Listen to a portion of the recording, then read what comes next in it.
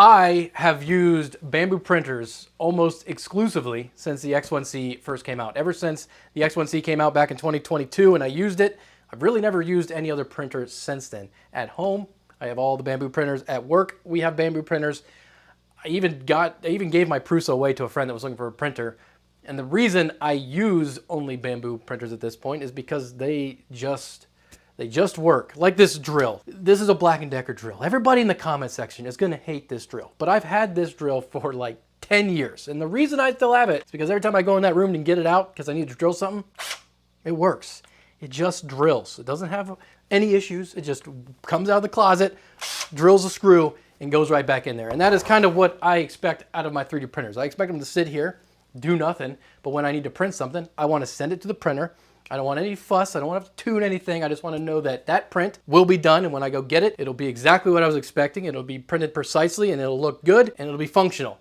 And that is what I think Bambu Labs does the best out of all the brands currently on the market. Now that doesn't mean Bambu Labs is free from controversy. They have definitely locked their printers down more now than they were way back in 2022. There's no way around it. That is just how it is now. Back then in 2022, or when the X1C came out, LAN mode was pretty darn open. Third-party slicers kind of just worked. You could go into the configs and mess around and see how things worked and kind of tune around with stuff. It wasn't like open source, don't get me wrong, but it was definitely way more open then than it is now. Since then, LAN mode is now requiring like authentication even when you use it locally. You can't really get in there and do much of anything anymore. The third-party slicers still kind of work. I think Orca Slicer works. It's the one that a lot of people like to use. I personally never used it, but I see a lot of people saying, oh, Orca Slicer's broken, now it doesn't work, or now it does work, back and forth. They did add a developer mode, but a lot of people kind of pushed back on that, saying it was just like a knee-jerk reaction to all the controversy and the backlash from the community, and it was essentially the community having to ask for permission to do what used to be normal when the printers first came out. So there's that. Now personally, none of that really bothers me because I don't really use Orca Slicer. I like Bambu Studios. I don't really care about messing around with configs or tuning or anything. I actually don't even like doing that. So the printer for me just works, but for a lot of people, what they bought back in 2022 has kind of slowly been chipped away, and they're not really getting the experience that they thought they were, at least back then.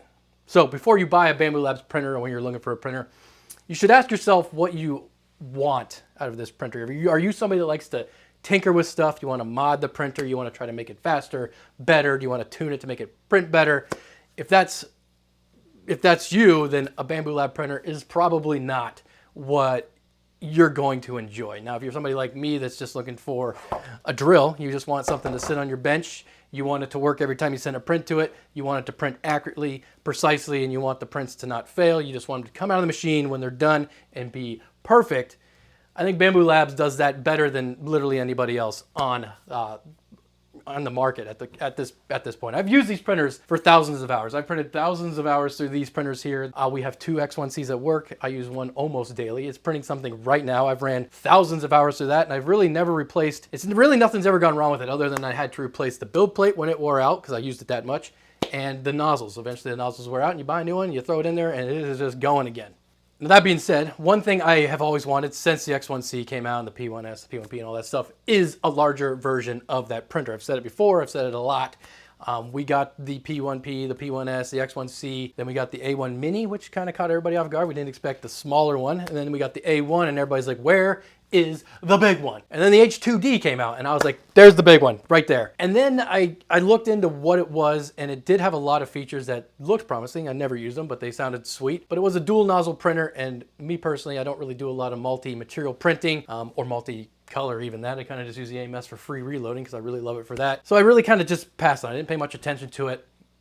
I had a QD machine with dual nozzles back in the day, and I'm sure the QD back then didn't work half as good as the H2D does, but I never really used the dual nozzles. I always just printed with one nozzle, which meant that I didn't have the full build plate usage because you got two nozzles beside each other, so you can't really use the whole deal. So I was like, that's not for me. And then Bambu reached out and said we had a new printer coming out, and they sent me information on the H2S, and it seemed to check all the boxes. I was pretty excited for this one. It basically seemed like a more refined, bigger X1C. And after using it for a few months, or ever since they reached out, I can't remember, it's been a while, and not only is a bigger H1C, it kind of took the perfection of the X1C and perfected it even more. It's to put it this way, I use, like I said, the X1C all the time, and the H2S makes the X1C seem dated, and that's a weird thing to say. The H2S is faster. The build plate moves faster. The motion moves faster. The acceleration is faster. It prints faster. Even though it's a larger machine, it runs quicker than the X1C, the P1S, the P1P, obviously the A1 and A1 Mini. And that was pretty fascinating. It's even quieter.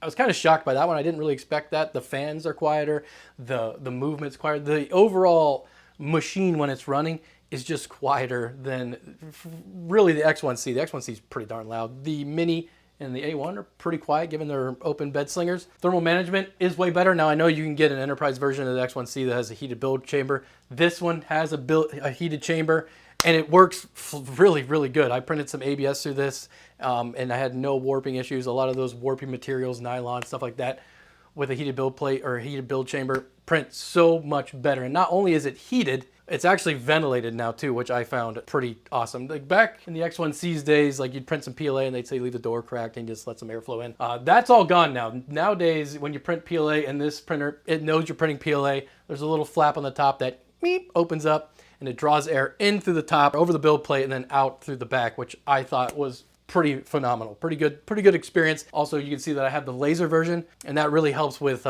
extracting the smoke. Now, I do have the fume extractor down the bottom. If you can't vent this out a window, you can buy this fume extractor, which is built like a tank, and it works very well. You put it on that vent in the back, it pulls air into this filter unit, and when I was actually doing some laser cutting, I didn't notice any smoke in this house. And normally if I do anything with like ABS where it starts to smell bad on the X1C, my wife will be like, what's that smell? She didn't even know I was cutting wood down here. It was that good of a fume extractor. The AMS, it's way better now. It is faster. It's more ergonomic. Those little buttons that you used to push, the old one, you probably know if you've used it. They're not the easiest to push. Sometimes they hurt your thumbs trying to get filament in. They've been redesigned. They now work really good. They're made of ceramic now, so harder material, no longer just chews them to pieces over time. I haven't taken that one apart, but I've heard that they're easier to disassemble. On the old ones, if you had a filament break in the AMS, it's kind of a pain. You gotta take all the spools out, you gotta take the screws out of the top, you gotta lift it up, find which one it is in, and then pull that out and put it all back together. That one's better. It also has a dry function, which I'm a huge fan of. I normally put desiccant in my AMSs and monitor like the humidity. With this one, you can just dry the filament or run a dry cycle. It'll even rotate them for you. And then you know that your material is dry before you print it, which I thought was really, really awesome. Now, like I said, I have the laser version of the H2S. The laser version of the H2S is only compatible with the 10-watt laser, which I do have, and it does work flawlessly. I've never used any laser cutting equipment and didn't really know what to expect about it. But given Bambu Labs, software integration, it was pretty darn easy. You don't use Bambu Studio for laser cutting, you use Bambu Suite, but you essentially just throw in the cut plate, you throw your material on top of it, camera will take a snapshot of it, you can see if you've already used it, where the holes are, you put whatever you want to cut in the specific location, and you hit go. It does everything for you. It also has the cut head, similar to the one on the H2D. It might even be the same. Now, in terms of value, the H2S with the AMS is $1,499, which I think, that's not cheap, right? That's still over $1,000, but given the features that you get, I think it's actually a pretty decent value. Now, if you want to save some money, you can get it without the AMS, which drops the price down to $1,250, which isn't too bad if you don't like doing multi-material or you don't want to use the AMS to, well, you can dry your materials out, or you don't want to just use it for automatic, reloading. You don't really need an AMS. You can just run it with a spool on the back and it runs just fine. Then they have the laser version, which I have here, which is a bit more pricey, right? The laser version will run you about $2,100, at least it is at the time of writing this, but you get all the features of a laser head. Just keep in mind that the 40-watt laser does not work on the H2S. Only the 10-watt laser does. You can still cut mostly the same stuff, you're just gonna have to go a lot slower. Now, I know that the H2D on Bambu's website, they have like a conversion kit where you can take a non-laser H2D and convert it to the laser version. I haven't seen that for the H2S. At least right now, I don't know if you buy an H2S normal that you can maybe convert it to an H2S laser in the future. So if you think the laser is something you're gonna use a lot, you want that, I would get the laser, not the H2S, and hope that a kit comes out for in the future, because the kit might not come out. So when it comes to the H2S, after using it for this amount of time, I'm kind of blown away with how good Bambu's printers have gotten. The X1C was groundbreaking when it came out, and now the H2S and H2D are here, and I don't even know where do we even go from here? What features do these printers not have that we're gonna get in the future? Kind of nuts. And although the printer is not super cheap, right? It's still $1,500 for the H2S and the AMS system. It's a great value for what you get, print size, software-wise, features-wise, cameras everywhere, sensors everywhere. You really know what's going on with your printer, and you know, most importantly, you know that when you send a print to it, there's a 99% chance that it's gonna print successfully and to specifications, and you're not going to see any weird, goofy artifacts or size anomalies. It's just going to print how you want it, how you expect it, every single time. But now that I got this big old printer, I was like, what should we print that's large? And I had a good idea. This is my idea. Oh no, not this one. It's broken. That wasn't broken until now. But I don't have an A12X25 that's still together. I break a lot of them. But I want to see if I can cool this PC with one singular fan. Now this PC I've had for quite some time. I haven't done a PC build in a long time. Nobody really cares about computers anymore. It's kind of wild. But this PC has 6 120mm fans. You got 3 on the top, blowing air up, 3 on the bottom, blowing air down through the radiators. My PC's set up for aesthetics, not for performance, but it never overheats, so that's all that really matters. I was wondering, can I disable all these fans and just cool it with one singular fan? Now obviously a fan this size won't work, but when I was digging around on Lee & Lee's website, this is the 011 Dynamic XL, I was shocked to see that they published their CAD designs, and that got me thinking. I downloaded their model for the case, which I was really excited they had, and I pulled off the front panel, this glass panel, and I was like, what if I turned that glass panel into one giant fan? Would that singular fan be able to cool the system enough to not overheat? And when it was all said and done, we got this big boy. Now this is actually printed out of transparent PLA. It's the first time I've ever seen that, but I thought that might be cool to let a little bit of light flow through. But this came out, pretty darn good. Now to run the fan, I went back and forth a lot on this one. What am I going to use to power this bad boy? Normally we use an A12X25 fan frame to do it. That wouldn't work, but I did notice that this fan fits inside the hub of the big fan, and I was like, well, we could hide a fan. Oh no. No! Well, I have to glue that. But anyway, we're gonna have to hide a fan within this thing. That wouldn't really work because this one won't have enough power to do it, but I had one that might work. This is what I got. This is called a cow miner. I don't know what that name is. It's literally called a cow miner. I think it's like maybe a mining cooling fan. I don't know. I don't even know where I got it. I just have it. And there's something special about this fan is it freaking zips.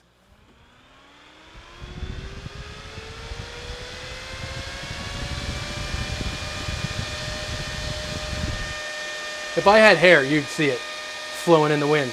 But I think this fan might have the juice to make that fan spin. It's not going to be the best situation, because that's a lot of weight on this tiny little fan frame, so I hope the bearings can hold up. But the idea is this fan is going to go in a frame, which I also designed. Essentially, I took that panel and I drew a fan on top of it and used the slicer's built-in cutting feature, so you can just kind of cut stuff in segment with dovetails. And I printed out a fan frame in gray and a little bit of white because I ran out of gray. But then I ran into a problem that I should have scaled up the hole in the middle for the fan disc a little more than I did. I kind of based it on the original.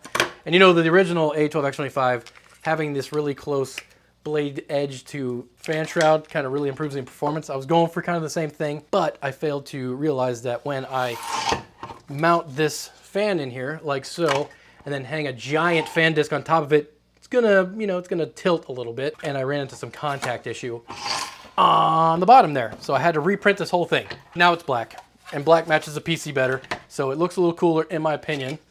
And I do believe I can now attach this to the center there, and we can fix our fan, which is gonna be a bummer, but nothing impossible.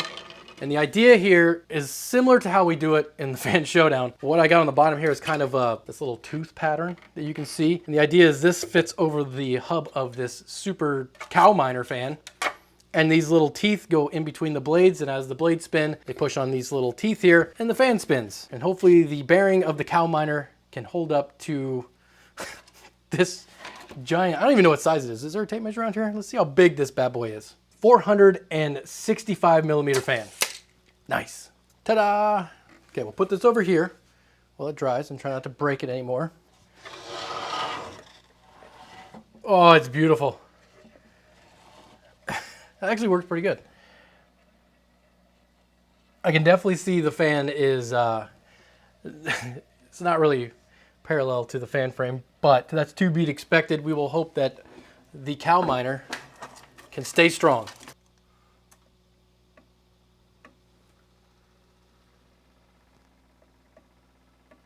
Oh, it's going. You can hear it turn on, and then you can see that it's getting overloaded and it shuts off, but it's kind of it's recycling. Like it's just going over and over again.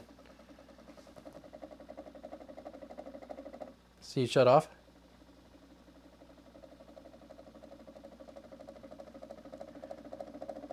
It's going pretty good, and I can feel some air blowing.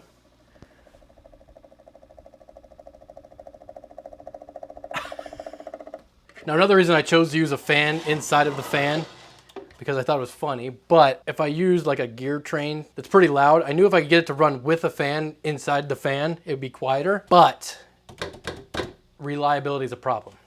It fits perfectly. Looks super goofy, but it looks kind of cool. I guess if we want to see if it does any differ, if it has any effect, I should run it how I normally have it. I can run like IDA 64 or something for like an hour and see if I can heat soak the system and see kind of where everything levels off. And then I'm not going to take the fans out of the system because that'll be a lot of work, but we can jam them to make them not spin. And then we'll try to run this setup for another hour. We'll let everything kind of cool down. Then we'll try to run it for another hour and see where our peak levels off at. So let's take this off for now, put it back together. Run a stress test for an hour and I will get back to you. So through the power of editing, we're back, and I didn't run it for a whole hour. I ran it for 53 minutes because it looked like it was pretty much leveled off. And the room temperature during that time was 69.4. The CPU temperature is 78 degrees Celsius. GPU temperature is 45 degrees Celsius. DBA, I did take a DBA measurement. I had a lot of time to waste. 43.2 dBA. The motherboard sensors showed 32C and the chipset showed 54. But now I will jam these bad boys up and we'll throw that fan on there and see if it can survive 53 minutes. And if it does, what are our temperatures? We didn't make it. You can see the fan disk is here now. Everything seemed to be going well to start with. Nice, running nice and smooth. Temperatures looked decent. And then while I was sitting there over on the couch watching some YouTube, I kind of started to hear a little click, click, click, click, click sound as the fan started to rub against the shroud. And then it made a big grind sound and fell off. And then, of course, the blade broke again, but I re-glued it. I don't know which one it is. I don't want to touch it. It'll probably fall off again. Then I came over and looked at this fan, and you could smell that things were getting a little toasty. The fan made it about 20 minutes or so before things got so hot that the bearings started wobbling around on the fan disc. This, surprisingly, it's kind of cooled down and it still works, but I got my thermal out and looked at the temperature of the fan hub here, and she was smoking. There was smoke coming out, and it was not having a good time. But before it died, after 20 minutes, the air temperature was 70.1 degrees Fahrenheit, CPU 79, GPU 47, DBA. This was quieter before it started rubbing the frame, but that's to be expected. It's one giant fan spinning pretty slow compared to 6 little fans. Motherboard 31 degrees, chipset 52. So motherboard and chipset were cooler, but we didn't run nearly as long, about almost half the same amount of time. But performance-wise, you know, the graph was going up. It was starting to slow down. I think it would have kept it cool enough. The thermal load or the thermal capacity of this system is pretty big, even though my water is quite low. I think that there would have been just enough airflow to keep everything going. But sadly, the mining cow wasn't meant for a fan of this size. But it was fun to try it, and it looked kind of cool. The question I would have, should we make it more than just a gimmick? Should we make it as something you could literally mod your case with if you want, if you had a Lee & Lee XL or 011 Dynamic XL and you wanted one giant fan? Should I redesign it in a way that would make this more of a kind of a permanent solution rather than just just like a little gimmicky solution? Let me know in the comments down below. Either way, it was fun. The Bambu H2S is awesome. It prints good, although I did break this one twice. But I'll see you next time.